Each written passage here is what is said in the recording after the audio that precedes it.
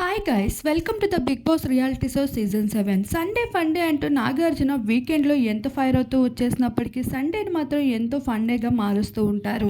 అయితే ఇప్పటికే డేంజర్ జోన్లో తేజ సఖీలా ఉన్న విషయం తెలిసిందే. కంటెస్టెంట్స్ అందరితో గేమ్స్ ఆటలు ఆడిపించి సరదాగా ఫండే సండేని చేస్తూనే చివరికి షకీలా యువర్ ఎలిమినేటెడ్ అంటూ షకీలాని అయితే హౌస్ నుండి బయటికి పంపేయడం జరుగుతుంది. ఇలా బిగ్ బాస్ దీన్ని బయటికి వచ్చిన ప్రతి ఒక్కరు కూడా బిగ్ బాస్ బస్లో పాల్గొనాల్సి ఉంటుంది. ప్రతి కంటెస్టెంట్స్ కోసం మాట్లాడాల్సి ఉంటుంది.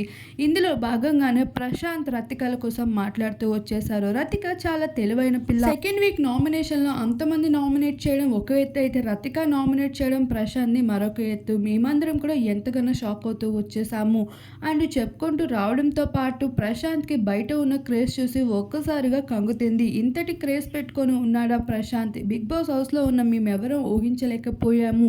అయితే టాప్ 5లో ఉండక తప్పదు ప్రశాంత్ అంటూ మాట్లాడుతూ అయితే షకీలా కాస్త షాకింగ్గానే రియాక్ట్ అవుతూ వచ్చేసింది ప్రశాంత్ పై.